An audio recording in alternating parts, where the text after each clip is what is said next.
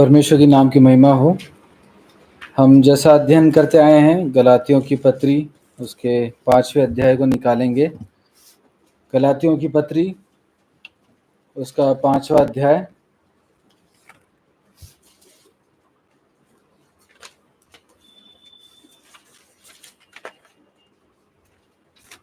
और उस अध्याय में से हम अभी करीबन 3-4 सप्ताह से मनन करते आए हैं। उसी अध्ययन को जारी रखते हुए हम कुछ और बातों को इसी अध्याय में से देखेंगे। इसके मैं विश्वास करता हूँ 12वें पद तक हमने अभी तक हमने अध्ययन किया है और सीखा है। और मैं पिछले सप्ताह नहीं था, लेकिन मैं विश्वास करता हूँ आप सबने नोट्स बनाए होंगे और आप लोग एक बार हम जल्दी से उसको रिवाइज कर लें कि आप लोगों ने क्या क्या सीखा था 12वें अध्याय तक, 12वें पद तक। आप लोग बता सकते हैं? हाँ जी,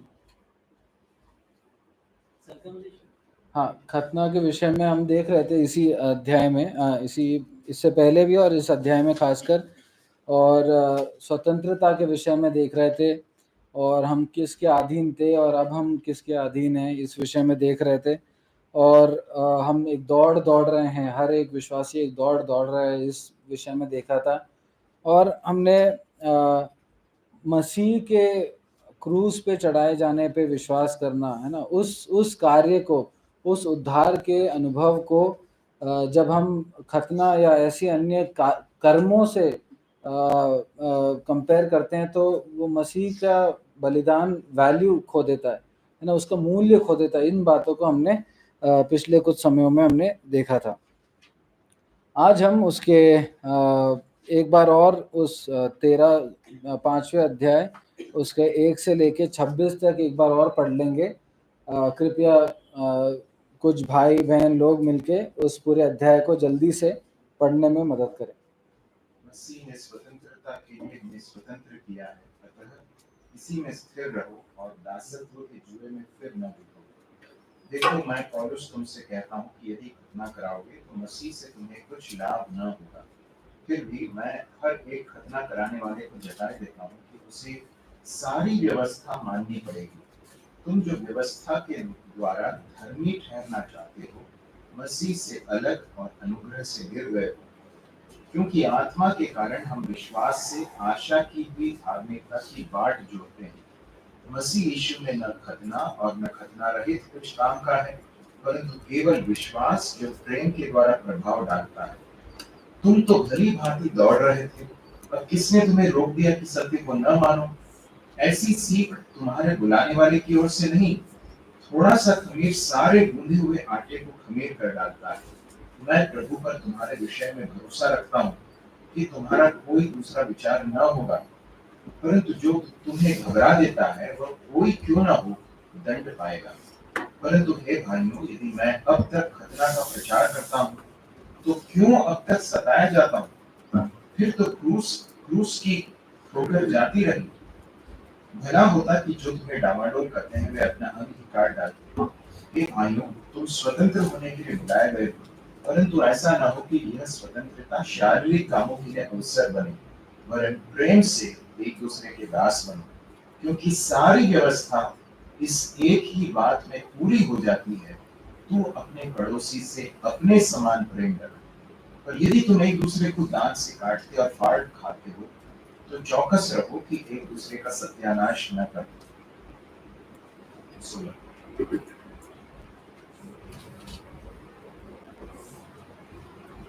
16वें पद से आगे पढ़ेंगे। पर मैं कहता हूँ, आत्मा के अनुसार चलो, तो तुम शरीर की लालसा किसी रीति से पूरी न करोगे। क्योंकि शरीर आत्मा के विरोध में और आत्मा शरीर के विरोध में लालसा करती है, और ये एक दूसरे की विरोधी है, इसलिए कि जो तुम करना चाहते हो वह न करने पाओ। और यदि तुम आत्मा के चलाए चलते हो तो व्यवस्था के अधीन न रहे। शरीर के काम तो प्रकट है, अर्थात व्यभिचार, गंदे काम, लुचपन, मूर्ति पूजा, टोना, बैर, झगड़ा, ईर्ष्या, क्रोध, विरोध, फूट, विधर्म, दाह, मतवालापन, लीला कीड़ा और इनके ऐसे और काम हैं। इनके विषय में मैं तुमको पहले से कह देता हूँ, जैसा पहले भी कह चुका हूँ, कि ऐसे ऐसे काम करने वाले परमेश्वर के राज्य के वारिस न होंगे। पर आत्मा का फल प्रेम, आनंद, मेल, धीरज, कृपा, भलाई, विश्वास, नम्रता और संयम है। ऐसे ऐसे कामों के विरोध में कोई भी व्यवस्था नहीं। और जो मसीह यीशु के हैं, उन्होंने शरीर को उसकी लालसा और अभिलाषाओं समेत क्रूस पर चढ़ा दिया है। यदि हम आत्मा के द्वारा जीवित हैं, तो आत्मा के अनुसार चले भी। हम घमंडी होकर न एक दूसरे को छेड़ें और न एक दूसरे से डाह करें।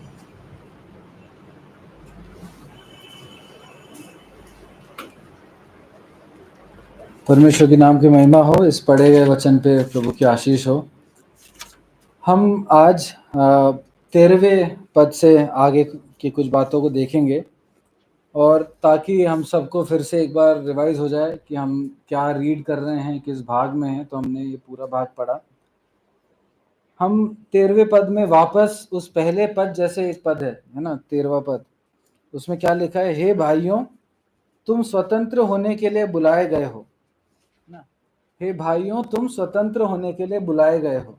और उसके बाद पौलुस कहते हैं, परंतु ऐसा ना हो कि ये स्वतंत्रता शारीरिक कामों के लिए अवसर बने, वरन प्रेम से एक दूसरे के दास बनो। तुम स्वतंत्र होने के लिए बुलाए गए हो। हम जानते हैं और हमने ये सीखा है कि हम बुलाए गए हैं, है ना। हम परमेश्वर के द्वारा बुलाए गए लोग हैं। और हम किस चीज के लिए बुलाए गए हैं? स्वतंत्र होने के लिए बुलाए गए हैं ना। हम बुलाए गए हैं कि हम आजाद हों। और कौन आजाद है? जिसने प्रभु यीशु मसीह पर विश्वास किया है, उद्धार पाया है, प्रभु यीशु मसीह को अपना उद्धारकर्ता होके ग्रहण किया है, उसने उद्धार पाया है। और जो जिसने उद्धार पाया वो आजाद है, वो स्वतंत्र है। ठीक है। अब पौलुस पूछता है, या फिर आगे के पदों में बताता है कि इस स्वतंत्रता को हमें कैसे इस्तेमाल करना है। हम स्वतंत्र हैं, जिसने उद्धार पाया है वो आज़ाद है, लेकिन इस आज़ादी का क्या महत्व है, या फिर इसको यूज कैसे करना है? इस आज़ादी में हमारा क्या रोल है, हमें क्या करना है? पौलुस 13वें पद में ही बोलता है कि हमारे पास दो ऑप्शन है, दो विकल्प हैं। क्या क्या है? या तो हम ये कर सकते हैं, या तो हम वो कर सकते हैं। क्या है ये? क्या है? क्या लिखा है उसमें? हाँ, स्वतंत्रता, परंतु ऐसा ना हो कि ये स्वतंत्रता शारीरिक कामों के लिए अवसर बने। एक ऑप्शन ये है कि हम अपने आप को शारीरिक कामों के लिए दे सकते हैं, हम पाप के लिए दे सकते हैं। दूसरा ऑप्शन है कि हम एक प्रेम से एक दूसरे के दास बने। या फिर अगर हम आगे पढ़ते हैं तो उसमें लिखा है हम आत्मा के द्वारा चलाए जाने वाले हों, है ना। अभी हमने रीड किया था 26वें पद तक, तो उसमें लिखा है लिविंग बाय द स्पिरिट, आत्मा के द्वारा चलाए जाने वाले, है ना। हमारे पास एक ऑप्शन है कि हम आत्मा के द्वारा चलाए जाएं, हम परमेश्वर में बढ़ें, हम आत्मिक रीति से परिपक्व हो, और हम परमेश्वर की आज्ञाओं को माने, उसको जो प्रसन्न करती हैं वो बातें अपने जीवन में करें, है ना। हमारे पास एक ऑप्शन है कि हम परमेश्वर के लिए फल लाने वाले विश्वासी, फल लाने वाले दास लोग बन सके। ठीक है, ये हमारा एक ऑप्शन है। दूसरा ऑप्शन क्या है? उसका ऑपोजिट है। वो ऑप्शन है कि हम एक शरीर के अनुसार जीवन जीने के लिए अपने आप को दे सकते हैं। हम अपने सिंफुल नेचर, है ना, इंग्लिश में लिखा है सिंफुल नेचर के डिजायर्स को, या फिर हमारे पाप के स्वभाव के इच्छाओं को पूरा करने के लिए अपने आप को दे सकते हैं, है ना। हम ये सोचकर कि अब तो मेरा उद्धार हो चुका है ना, अब क्योंकि उद्धार हो चुका है मैं तो स्वर्ग जा रहा हूँ, ये सोचकर मैं अपने आप को अपने इच्छाओं को पूरा करने के लिए दे दूं, है ना। हो सकता है कि ये हर वक्त ना हो सकता है कि ये हम बीच बीच में, कभी कभी मेरी इच्छाएं प्रायोरिटी ले रही हैं, या मेरी इच्छाएं ज़्यादा महत्वपूर्ण है कभी, और कभी कभी प्रभु की इच्छा भी हम समझ लेते हैं, है ना। तो हमारे पास दो विकल्प है, दो ऑप्शन है कि एक तो हम आत्मा के द्वारा चलाए चल सकते हैं, या एक दूसरा हम शरीर के अनुसार, है ना, पाप के स्वभाव की इच्छा के अनुसार, desires of the sinful nature के अनुसार हम अपने आप को चलने के लिए दे सकते हैं।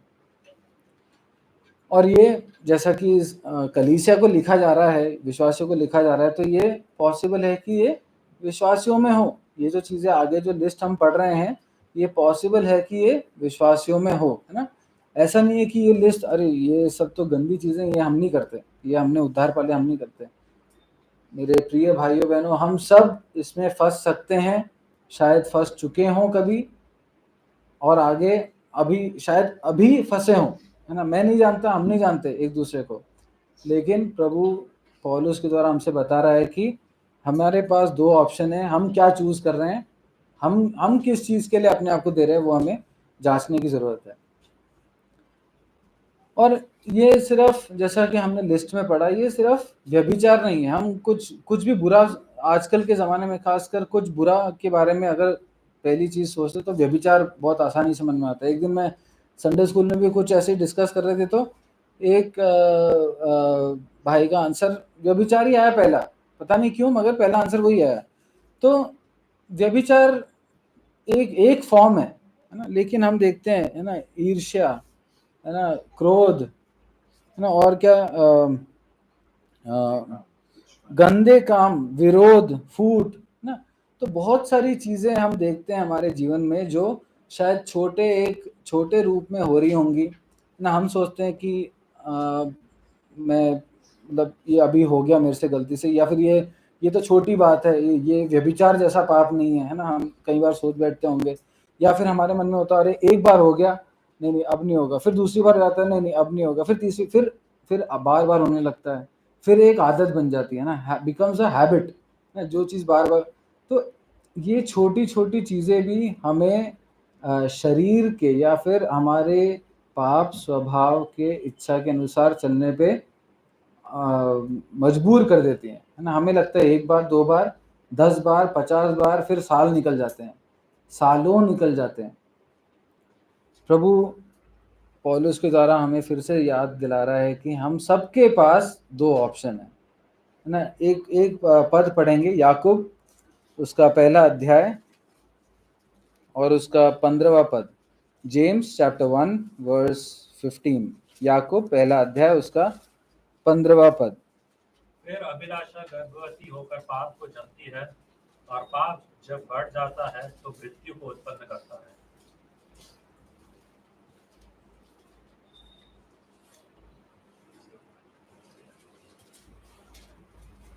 फिर अभिलाषा गर्भवती होकर पाप को जनती है ना। सबसे पहले क्या आता है, डिजायर आता है। और हम किस चीज के बारे में बात कर रहे हैं गलातियों में, the desires of the sinful nature, है ना। पाप स्वभाव की इच्छा या अभिलाषा के बारे में हम गलातियों में बात कर रहे हैं। और याकूब यहाँ क्या कहता है कि अभिलाषा क्या करती है, गर्भवती होकर पाप को जनती है ना। पाप का स्वभाव, उसकी इच्छा भी पाप को ही जनेगी। जैसे एक माता पिता के बच्चे में उनके ही कैरेक्टरिस्टिक्स होते हैं, तो पाप का स्वभाव, पाप की इच्छा भी पाप को ही जनेगी। और पाप किस चीज को जन्म देता है, मृत्यु को। हम याकूब के द्वारा और पौलुस के द्वारा आज देख रहे हैं कि हमारे सबके पास दो ऑप्शन हैं। एक ऑप्शन कि हम आत्मा के द्वारा चलाए जाएं, और दूसरा ऑप्शन कि हम पाप के उस स्वभाव की अभिलाषाओं में अपने जीवन को दे दें। और ये सिर्फ अविश्वासियों के लिए नहीं है, ये विश्वासियों के लिए भी उतना ही वैलिड है। ठीक है, अब एक और बारी पढ़ेंगे उसको, गलातियों 5 उसका 13वां पद। कोई भाई पढ़ लें एक बार। स्वतंत्र होने के लिए बुलाए गए, परंतु ऐसा न हो कि ये स्वतंत्रता शारीरिक कामों के लिए अवसर बने, वरन प्रेम से एक दूसरे के दास बने। स्वतंत्र होने के लिए बुलाए गए हो।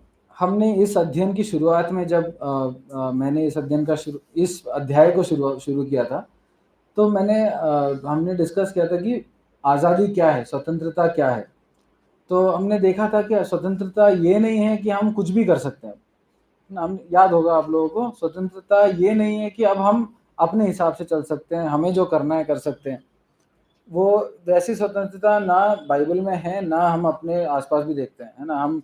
हम देखते हैं कि कुछ हम कई चीजें करने के लिए अलाउड है, लेकिन एक नियमों के दायरे के अंदर, है ना, एक लिमिट के अंदर, एक नियमों के एक बाउंड्री के अंदर हमें आज़ादी है। शैलेश भाई ने भी जब इस स्टडी को आगे बढ़ाया था तो उन्होंने कहा था कि हम पहले व्यवस्था के दास, उसकी अधीनता में थे, और उधर से स्वतंत्र करके हम एकदम खुले नहीं छोड़ दिए गए, हम एक नए स्वामी के अधीन आ गए, है ना, हम परमेश्वर के अधीन आ गए। तो इसका मतलब ये नहीं कि हम कुछ भी करेंगे, हम एकदम आज़ाद है। लेकिन क्या सिखाया जा रहा था कि अब क्योंकि तुम तो बच गए हो, तुम्हारा उद्धार हो गया है, तो तुम ऐसा मन में हमारे भी लग सकता है कि क्योंकि अब हमारा उद्धार हो गया, हम स्वर्ग जा रहे हैं, अब तो हम पाप करेंगे तो भी हम तो जा तो स्वर्ग में ही रहे हैं ना, ऐसा एक मन में आ सकता है। लेकिन पौलुस कहता है कि ये स्वतंत्रता शारीरिक कामों के लिए अवसर ना बने। जब हम नियमों को, जब हम कानून को भूल जाते हैं तो हम पाप या गलतियां करने के उन अवसरों में फंस जाते हैं। जैसा कि हमने बार बार पहले भी स्मरण किया है, व्यवस्था हमें उद्धार नहीं देती, है ना, व्यवस्था से हमारा उद्धार नहीं हो सकता। इसीलिए प्रभु यीशु मसीह के बलिदान के द्वारा, उस पर विश्वास के द्वारा हमारा उद्धार हुआ है ना। ये बात हम सबको याद है, व्यवस्था हमारा उद्धार नहीं कर सकती। लेकिन ये चीज़ें इस वचन में लिखी हैं, और सिर्फ व्यवस्था नहीं, पहली 5 पुस्तकें नहीं, भजन हो, नीति वचन हो, है ना, भविष्यवक्ताओं की वो पुस्तकें हो, कैरेक्टर्स हो, अय्यूब, है ना, रूत, एस्तर, नेहम्या, इन लोगों की, इन सब ये वचन क्यों दिए गए हैं? ये हमें दिखाते हैं कि हम उद्धार पाने के बाद हमें कैसे चलना है ना। इनके जीवन हम सोचिए, मेरे मन में एक बार आ रहा था कि सोचिए इनका जीवन खुला खुला हमारे सामने रख दिया।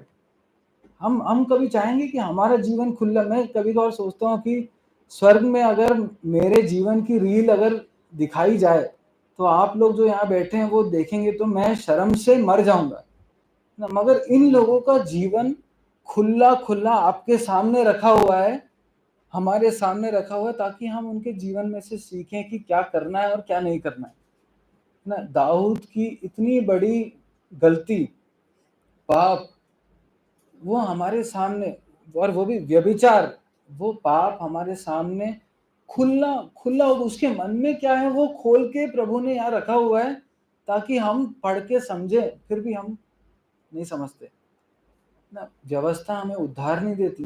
ये पुस्तक इन शब्दों से हमें, इन नियमों से हमें उद्धार नहीं मिलता।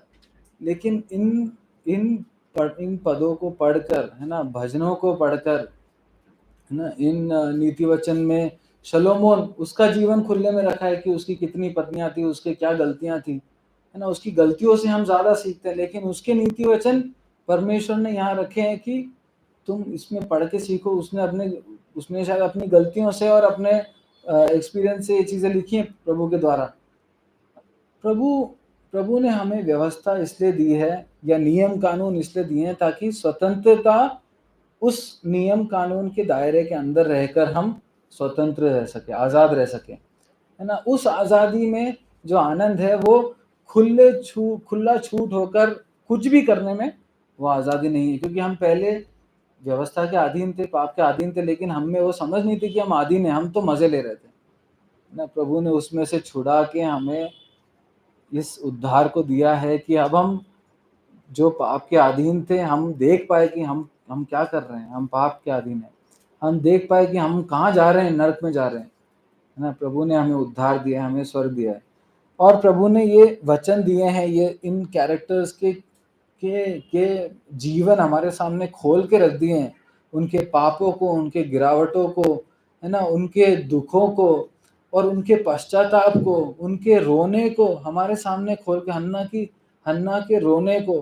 है ना, दाऊद अपने पुत्र के लिए रो रहा था जो कि गुजर गया, उस एक्सपीरियंस को सब हमारे सामने खोल के रखा है, ताकि हम अब वो गलतियां ना करें। जब हम सोचते हैं कि हम इस सबसे ऊपर हैं, तब हम अपने शरीर, अपने पाप स्वभाव के इच्छाओं को के लिए अपने आप को दे देते हैं। फिर से परमेश्वर ने हमें 2 ऑप्शन दिए हैं। हम या तो पाप के जीवन जी सकते हैं, पाप की इच्छा पाप के स्वभाव की इच्छा को पूरा करने वाला जीवन जी सकते हैं, या फिर हम पवित्र आत्मा के द्वारा चलाए चलने वाला जीवन जी सकते हैं। हम अब ये सिंफुल नेचर क्या है ना, desires of the sinful nature, शारीरिक स्वभाव या शारीरिक काम, ये क्या है, इनके बारे में हम कुछ चीज़ों को देखेंगे। 16 से लेके 21 तक पढ़ दें, पद 16 से लेके 21 तक। पर मैं कहता हूँ, आत्मा के अनुसार चलो तो तुम शरीर की लालसा किसी रीति से पूरी ना करोगे, क्योंकि शरीर आत्मा के विरोध में और आत्मा शरीर के विरोध में लालसा करता है, और ये एक दूसरे के विरोधी है, इसलिए कि जो तुम करना चाहते हो वह ना करने पाओ। और यदि तुम आत्मा के चलाए चलते हो तो व्यवस्था के अधीन ना रहे। शरीर के काम तो प्रकट हैं, अर्थात व्यभिचार, गंदे काम, लुचपन, मूर्ति पूजा, टोना, बैर, झगड़ा, ईर्ष्या, क्रोध, विरोध, फूट, विधर्म, दाह, मतवालापन, ढीला क्रीड़ा और इनके जैसे और काम हैं।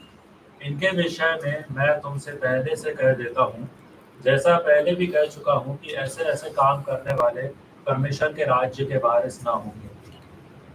16वें पद और 17वें पद में हमने इस शारीरिक स्वभाव या पाप के स्वभाव के बारे में कुछ चीज़ों को देखा है ना। सबसे पहली चीज़ हम क्या देखते हैं कि ये 17वें पद में लिखा है, शरीर आत्मा के विरोध में है ना, और आत्मा शरीर के विरोध में है। आत्मा से चलाए चलने वाला एक व्यक्ति, एक विश्वासी, और शरीर को अपने आप को शरीर के कामों को देने वाला एक व्यक्ति, दोनों विरोध में है। दे बोथ आर ऑपोजिट्स है ना, वो एक साथ नहीं चल सकते। जैसे कि हमने इससे पहले हमने 2 ऑपोजिट्स के बारे में देखा था। क्या था इसी अध्ययन में? 2 ऑपोजिट्स के बारे में देखा था, मतलब गलातियों की पत्री से। हाँ, खतना रहे, मगर उस सबसे ऊपर 2 चीजें देख रहे थे हम, विश्वास के बारे में, उद्धार के बारे में, व्यवस्था और अनुग्रह है ना, लॉ एंड ग्रेस, हागार, सारा, इश्माएल, आइजक है ना, सियोन, सिनाई, ये हम देख रहे थे। वैसे ही जैसे उसमें लिखा था कि दो विरोध वाले, हम जैसे पढ़ रहे थे, सीख रहे थे कि 2 विरोधी एक साथ नहीं चल सकते, वैसे ही शरीर के द्वारा चलने वाला एक व्यक्ति और आत्मा के द्वारा चलाए चलने वाला एक व्यक्ति विरोधी हैं, वो साथ में नहीं चल सकते। तो ये पहली चीज, ये ऑपोजिट्स हैं, है ना। दूसरी बात, इसके 17वें पद के अंत में क्या लिखा है? अंतिम भाग में लिखा है, इसलिए कि जो तुम करना चाहते हो वह ना करने पाओ। शरीर के कंट्रोल में जो व्यक्ति रहता है वो नहीं कर पाता जो तुम करना चाहते हो, है ना। एक विश्वासी क्या करना चाहता है? क्या करना चाहता है एक विश्वासी असली में? मतलब उसकी चाहत क्या है? कि वो प्रभु से प्रेम करे, प्रभु में बढ़े, है ना, वो कलीसिया में आए, संगति करे, है ना। वो चाहता है कि वो जो परमेश्वर की इच्छा है वो करे। लेकिन शरीर को जब शरीर ज्यादा भारी पड़ जाता है तो क्या होता है? इसलिए कि जो तुम करना चाहते हो वह ना करने पाओ। एक भाग पढ़ेंगे, रोमियो 7 और उसका 19 और 20 मैं पढ़ देता हूं आपके लिए। रोमियो 7, या कोई भाई पढ़ दीजिए, रोमियो 7 उसका 19 और 20। क्योंकि जिस अच्छे काम की मैं इच्छा करता हूँ वह तो नहीं करता, परंतु जिस बुराई की इच्छा नहीं करता वही किया करता हूँ। परंतु यदि मैं वही करता हूँ जिसकी इच्छा नहीं करता, तो उसका करने वाला मैं न रहा, परंतु पाप जो मुझ में बसा हुआ। कौन लिख रहा है इन पदों को? कौन लिख रहा है इन पदों को? बच्चों में से सुना क्या? कौन लिख रहा है? पौलुस लिख रहा है ना। पौलुस, और क्या लिख रहा है पौलुस? कि मैं जो चाह रहा हूं वो मैं अच्छे से कर पा रहा हूं, वो लिख रहा है पौलुस। बच्चों से भी पूछ रहा हूं मैं, क्या लिख रहा है पौलुस? क्या लिख रहा है? ठीक है, हम सबको ध्यान से सुनना है ना। पौलुस लिख रहा है कि जो अच्छा काम मैं करना चाहता हूँ वो मैं नहीं कर पा रहा हूँ, है ना। उसके 19 में लिखा है, जिस अच्छे काम की मैं इच्छा करता हूँ वो वह तो नहीं करता। उसके बाद लिखा, परंतु जिस बुराई की इच्छा नहीं करता वही किया करता हूँ, है ना। पौलुस एक प्रेरित है। पौलुस को परमेश्वर ने अन्य जातियों के पास खासकर एक अपने सुसमाचार को लेके भेजा है। पौलुस की वजह से कलीसियाएं स्थापित हुई हैं। पौलुस ने मिशनरी यात्राएं की हैं, है ना। पौलुस ने और लोगों को, अपने साथ लोगों को ट्रेन किया है ना। ये व्यक्ति, ये प्रेरित बोल रहा है कि जो अच्छा मैं करना चाहता हूँ वो नहीं कर पाता, और जो बुरा मैं नहीं करना चाहता वही किया करता हूँ। वो खुद को, अगर हम उसका 24वां पद पढ़ें, रोमियो 7 का 24, उसमें लिखा है, मैं कैसा अभागा मनुष्य हूँ, मुझे इस मृत्यु की देह से कौन छुड़ाएगा। What a wretched man I am. No, मैं कैसा अभागा मनुष्य हूँ।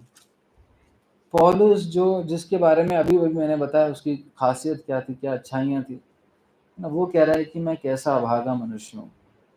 तो अगर पौलुस के साथ ऐसा हो सकता है तो हमारे साथ भी बहुत आसानी से ऐसा हो सकता है ना। हम भी, जैसा हमने गलातियों में पढ़ा, गलातियों में वापस आ जाए, गलातियों में लिखा है कि जो काम तुम करना चाहते हो वो नहीं कर पा रहे, है ना। हम भी ऐसी एक अवस्था में फंस सकते हैं।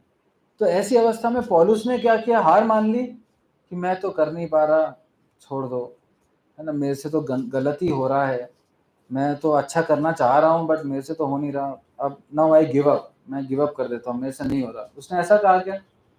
पौलुस ने हार मान ली क्या? क्या किया पौलुस ने? कोई बता सकता है मेरे मन में क्या वर्स है? मतलब पौलुस ने अपने जीवन में क्या किया? यस, पहला कुरिन्थियों 9 का 27, पहला कुरिन्थियों 9 का 27। परंतु मैं अपनी देह को मारता कूटता और वश में लाता हूँ, ऐसा ना हो कि औरों को प्रचार करके मैं आप ही किसी रीति से निकम्मा ठहरूं। मैं अपनी देह को मारता कूटता और वश में लाता हूँ। मेरे प्रियो, हमारे साथ समस्या ये है कि हमारी देह हमें वश में रखती है ना। हमारी देह, हमारी इच्छाएं हमें, हमारी अच्छी इच्छाओं से ज़्यादा भारी पड़ जाती हैं ना। हमारे परमेश्वर को प्रसन्न करने की इच्छाओं से ज़्यादा भारी हमारी खुद की इच्छाएं पड़ जाती हैं। और हमारी खुद की इच्छाएं क्या क्या इच्छाएं, उनका फाउंडेशन क्या है? पाप का स्वभाव। पौलुस जो प्रेरित था उसने भी इस बात का सामना किया कि वो अच्छा नहीं कर पा रहा, जो चाह रहा है परमेश्वर को, परमेश्वर के लिए जो करना चाह रहा है वो नहीं कर पा रहा। तो उसने हार नहीं मानी, उसने अपनी देह को, है ना, अपने शरीर के स्वभाव को मारा, कूटा और उसको वश में लाया। इंग्लिश में लिखा है, and made it my slave, है ना। शरीर, हम शरीर या शरीर के स्वभाव या पाप के स्वभाव के स्लेव हैं। लेकिन पौलुस ने क्या किया? उसने शरीर को अपना स्लेव बनाया, है ना। वो ऐसा नहीं था कि वो अपने आप को मार रहा है और अपने आप को समझा रहा है, नहीं नहीं मैं ऐसे नहीं कर सकता। वो अपने आप को परमेश्वर की इच्छा को करने के लिए देने का मतलब है कि अपनी इच्छाओं को मारना, है ना। हमें कई चीज़ें बेटर लगती हैं, कई चीज़ें बेहतर लगती हैं क्योंकि हम अपनी बुद्धि से सोचते हैं, और जब उसको ना कहना पड़ता है तो बहुत दर्दनाक एक्सपीरियंस होता है ना।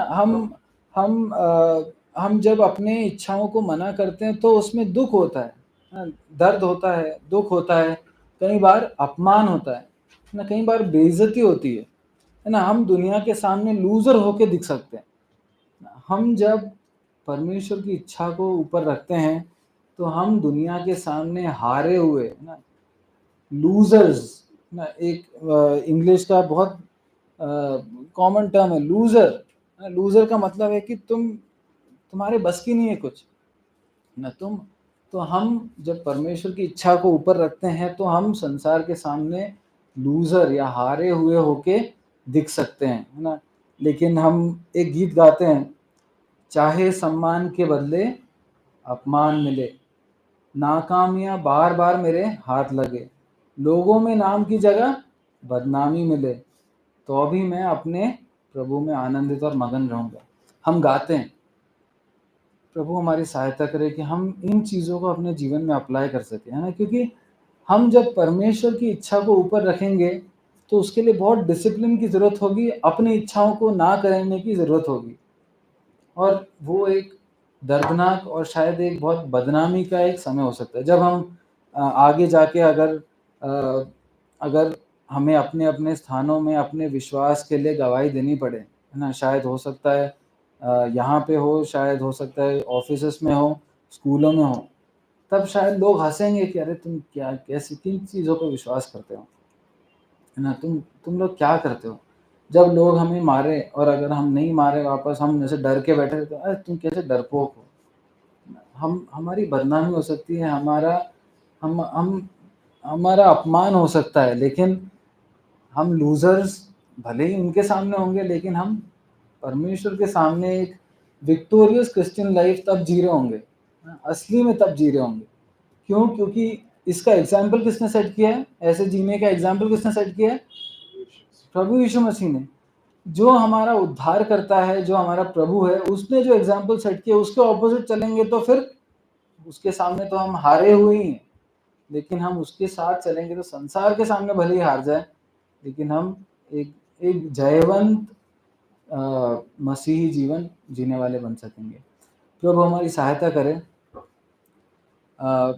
अब हमने ये दो बातें देखी, पाप के स्वभाव के बारे में या शारीरिक कामों के बारे में। एक तो ये आत्मा के विरोध में है, दूसरा हमने देखा कि ये हमें वो नहीं करने देता जो हम करना चाहते हैं, जो अच्छा हम करना चाहते हैं। तीसरा हम उसके 19वें पद में पढ़ते हैं। उसके 19वें पद में लिखा है, एक बार पढ़ दें उसको। उसके 19वें पद की शुरुआती पार्ट मैं पढ़ लेता हूँ। शरीर के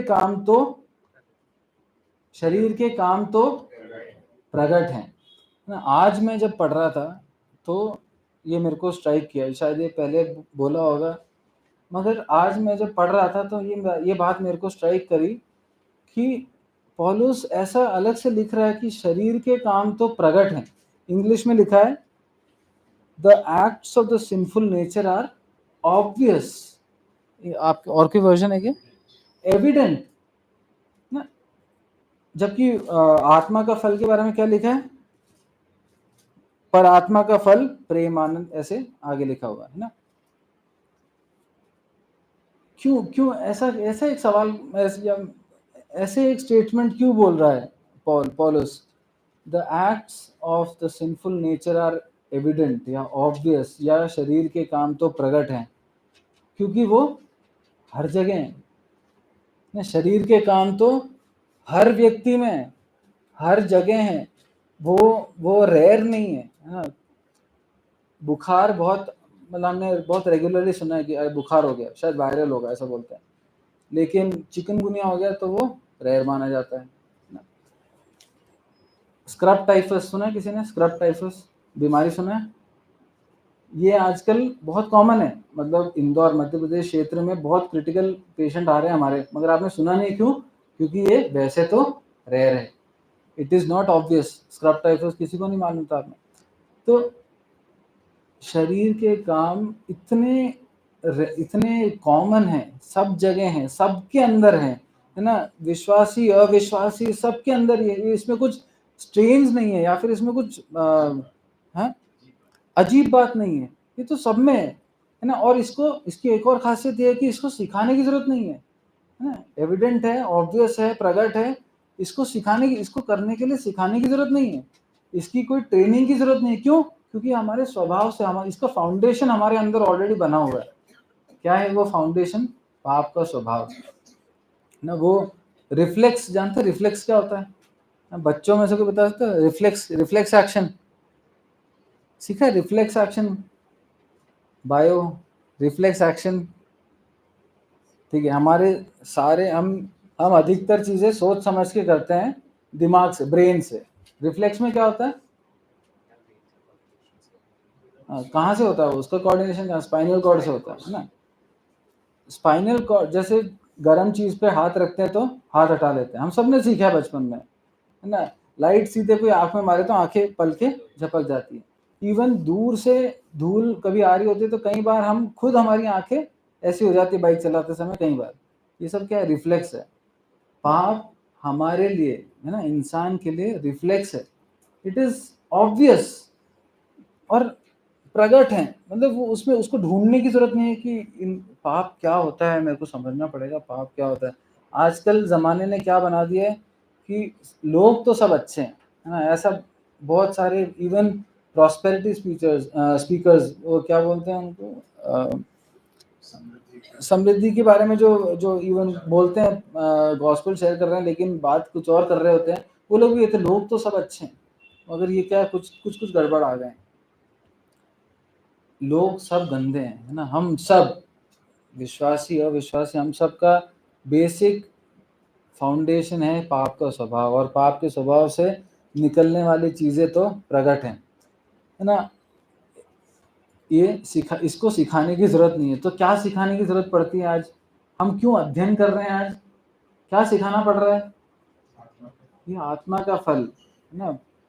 हम ये सीख रहे हैं कि कैसा नहीं होना है, और ये सीखेंगे कि कैसा होना है ना। आत्मा का फल हमारे अंदर होना चाहिए, ये सीखते हैं हम सीख रहे हैं कि हमें ये जो लिस्ट आगे दी है 19, अगर, अच्छा आप ही बताइए, अगर मैं क्या मेरे को सिखाने की जरूरत, या किसी को भी आपको सिखाने की जरूरत है क्या कि आगे की लिस्ट में क्या क्या चीजें हैं? जो 19वें पद में आगे लिखा है, व्यभिचार, गंदे काम, लुचपन, शायद आपको कुछ शब्दों के मीनिंग नहीं मालूम होंगे, लेकिन अगर मैं मीनिंग बता दूंगा, या अगर आप मीनिंग ढूंढ लेंगे गूगल पे जाके, तो आपको समझ आ जाएगा अच्छा इस बारे में बात हो रही है। इनमें से कोई ऐसी चीज नहीं है जो आप नहीं समझते, या हमें सिखाने की जरूरत है। हमें एक एक और पौलुस भी उस लिस्ट के एंड में क्या बोलता है, 21वें पद के अंदर, डाह, मतवालापन, लीला क्रीड़ा और इनके जैसे और काम है, इसकी कोई अंत नहीं है, ऐसा। और ये हमारे अंदर प्रकट है ना, हमारे अंदर बहुत ऑब्वियस है, बहुत एविडेंट है हम सब में ना। ऐसा ऐसा एक स्वभाव, ऐसा एक कैरेक्टरिस्टिक है इस सिंफुल नेचर का, इस पाप के स्वभाव का, और ये हमारे अंदर बसा हुआ है ना। लेकिन उसके 21वें पद के एंड में लिखा है कि ऐसे ऐसे काम करने वाले परमेश्वर के राज्य के वारिस ना होंगे ना। ऐसे ऐसे काम करने वाले परमेश्वर के राज्य के वारिस ना होंगे। अब ये कहाँ से आ गया? अब ये तो हमने अभी तक सुना कि जिसने उद्धार पाया है वो स्वर्ग जा रहे हैं, है ना। वो जिसने उद्धार पाया है वो अपने उद्धार को खो नहीं सकते, है ना। हम अभी तक ये देख रहे थे ना। एक बार तो फिर ये सवाल, मतलब फिर हमारे मन में सवाल आ सकता है कि तो ये पौलुस ये क्यों कह रहा है कि परमेश्वर के राज्य के वारिस नहीं होंगे ऐसे ऐसे काम करने वाले? अगर हम लिस्ट में पढ़ें तो कुछ चीजें हैं जो मैं और आपने करी हैं और शायद अभी भी कर रहे हैं, तो क्या हम परमेश्वर के राज्य के वारिस नहीं होंगे? तो ये इस सवाल को मन में रखते हुए एक घटना या एक बात आपसे शेयर करना चाहूँगा। एक बार मैं टीवी पे एक डिबेट देख रहा था, एक पीस टीवी करके था पहले, उस पर एक डिबेट चल रहा था। एक मुस्लिम, एक शिक्षक, एक टीचर था, और एक विश्वासी, एक क्रिश्चियन विश्वासी टीचर था। उस विश्वासी भाई को मैं नहीं जानता, मैंने उनका नाम भी मेरे को याद नहीं है। तो इनके बीच में डिबेट चल रहा था कि उद्धार के विषय में, है ना। और मैं और मेरे पापा बैठ के देख रहे थे, और उद्धार के विषय में उन्होंने शेयर किया, विश्वासी भाई ने शेयर किया कि वो उद्धार, एक बार किसी ने उद्धार पाया है तो वो he can not lose his salvation, उद्धार नष्ट नहीं हो सकता, और जिसने उद्धार पाया वो स्वर्ग जाएंगे। ऐसा उन्होंने बहुत विस्तार में अपनी बात रखी। फिर सामने वाले भाई ने अपनी बात रखी, नहीं ऐसा नहीं हो सकता, उद्धार तो उद्धार करके उसको कोई श्योरिटी नहीं है कि कौन स्वर्ग जाएगा, हम बस अपने कामों को करके अपने पॉइंट्स बढ़ा सकते हैं कि अपन एंड में जाएं। और अगर फिर एंड में पॉइंट्स बढ़ा के अगर हम उस स्तर पे पहुंच गए, फिर अगर अल्लाह की इच्छा हो तो हमारा उद्धार शायद हो सकता है। ऐसा सब वो मुस्लिम टीचर जो थे वो सिखा रहे थे। तो ये सब डिबेट होगा, ये सब बात हुई। उसके बाद फिर ऑडियंस से क्वेश्चंस पूछने, ऑडियंस को मौका था कि वो लोग इनसे सवाल पूछें। तो एक व्यक्ति ने जो कि मुस्लिम थे, उनने इस विश्वासी भाई से सवाल पूछा कि अगर आप कहते हैं कि उद्धार खोया नहीं जा सकता, तो मान लीजिए एक व्यक्ति था जो बहुत सारे खून कर चुका है, बहुत गंदा एक जीवन जी रहा है, जिसने जो व्यभिचार में जीवन जी रहा है, ऐसा एक व्यक्ति था और उसका उद्धार हो गया, है ना। उसने प्रभु यीशु मसीह को मान लिया, उसका उद्धार हो गया, और फिर वो अगले दिन जाके वापस से खून करने लगा।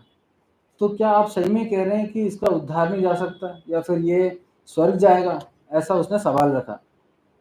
तो इस विश्वासी भाई ने उसका जवाब बहुत ही सच में एक प्रिंसिपल से भरा एक जवाब दिया कि उसने बहुत प्यार से उन्होंने बोला कि मेरे भाई, अगर उन्होंने सच में विश्वास किया और उद्धार पाया है, तो वो अगले दिन जाके खून नहीं करेगा, है ना। हमें अपने आप को जांचने की ज़रूरत है ना। हम बीच-बीच में गिर जाते हैं, हमारे से गलती हो जाती है, लेकिन क्या हम पाप में जी रहे हैं ना? उस समय पे हमें सवाल पूछने की ज़रूरत है कि क्या सच में मेरा उद्धार हुआ है?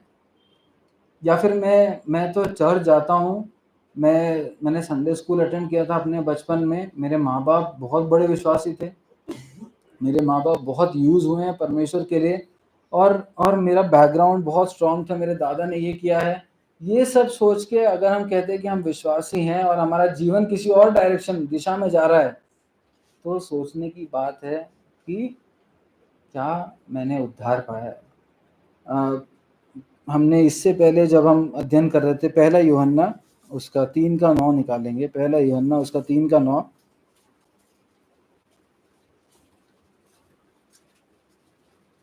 पहला यूहन्ना उसका 3:9, उसमें लिखा है, जो कोई परमेश्वर से जन्मा है वह पाप नहीं करता, क्योंकि उसका बीज उसमें बना रहता है, और वह पाप कर ही नहीं सकता क्योंकि परमेश्वर से जन्मा है। इंग्लिश में लिखा है, he cannot go on sinning।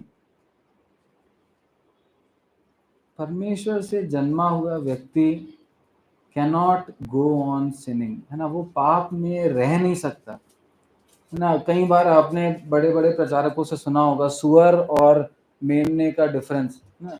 सुअर को पसंद है कीचड़ में रहना, लेकिन मेमना कीचड़ में गिर जाता है तो दौड़ता है कि कहीं जाके धो लूं अपने आप को। प्रभु सहायता करें, हम अपने जीवन को रोज जांचें कि हमारे जीवन में कुछ पाप अभी चल तो नहीं रहा, और साथ में ये भी जांचें कि सच में अगर हम किसी गलती, किसी पाप में फंसे हुए हैं, ये जिसमें हम सच में संघर्ष कर रहे हैं, तो ये जांचना ज़रूरी है कि क्या मेरा उद्धार हुआ है क्या। इसको सिर्फ क्योंकि मेरे पापा मम्मी का उद्धार हुआ, क्योंकि मेरे को लगता है मेरा उद्धार, you need to be sure, because ये बहुत बहुत महत्वपूर्ण एक डिसीजन है ना। मैं आप सबके मन में डाउट लाने के लिए नहीं कह रहा, लेकिन हमारा जीवन उस चीज़ को कई बार दिखाएगा कि हम प्रभु से प्रार्थना दिखाएंगे कि हमें क्या करेक्शंस करना है। प्रभु हमारी सहायता करें। हम एक आखिरी चीज़ और देख लेंगे पाप के स्वभाव के बारे में, 24वां पद पढ़ लेंगे। और जो मसीह यीशु के हैं, उन्होंने शरीर को उसकी लालसाओं और अभिलाषाओं समेत क्रूस पर चढ़ा दिया है। और जो प्रभु यीशु मसीह में है, उन्होंने शरीर को उसकी लालसाओं और अभिलाषाओं समेत क्रूस पर चढ़ा दिया है। क्रूस पे चढ़ाने की खासियत क्या है पता है? पहली चीज, वो सबके सामने एक हाइट पे है कि सबको दिखता है। मैं ये नहीं कह रहा कि हम अपने पापों को, अपनी अभिलाषाओं को, हमारे पुराने जीवन को सबके सामने हाइट पे रखें, लेकिन हमें सच में स्पेसिफिकली कन्फेस करने की ज़रूरत है कि हमारे जीवन में कुछ गलती है। तो ना, परमेश्वर सब जानता है, परमेश्वर को सब मालूम है, मगर उनसे जब हम माफ़ी मांगते तो परमेश्वर मेरे सब पापों को माफ़ कर दीजिए, आज मैंने बहुत सारी गलतियां कर दी, ऐसे नहीं। हमें specifically we need to point out, हाँ, क्योंकि पॉइंट आउट जब करते हैं तब हमें भी समझ आता है कि हम किस गलती में फंसे हैं, किस पाप में फंसे हैं ना। हमें उसको परमेश्वर के सामने दिखाना है, परमेश्वर मैंने आज ये पाप कर दिया है और वो बिल्कुल आपकी इच्छा के विरुद्ध में है, मुझे माफ कर दीजिए ना। और दूसरी बात ये कि क्रूस पे क्या हुआ, मृत्यु हुई। उस पाप को मारने की जरूरत है ना, उस पाप को छुपा के रखना या उस पाप को बीच बीच में बाहर आने देना नहीं, उस पाप को मारने की जरूरत है। प्रभु हमारी सहायता करें। हमने पाप और पाप के स्वभाव के विषय में कुछ चीज़ों को देखा। प्रभु सहायता करे कि हम अपने जीवन को एग्जामिन कर सकें, जांच सके कि हमारे जीवन में ऐसा कुछ तो नहीं चल रहा है ना, और अपने आप को पवित्र आत्मा के हाथ में दें, है ना। तभी हम जो 13वें पद में 14वें पद में लिखा है और 22-23 में लिखा है, आत्मा का फल और एक दूसरे की सेवा करना, प्रेम करना, ये सब हम तभी कर पाएंगे। प्रभु हमारी सहायता करें। परमेश्वर के नाम की महिमा हो।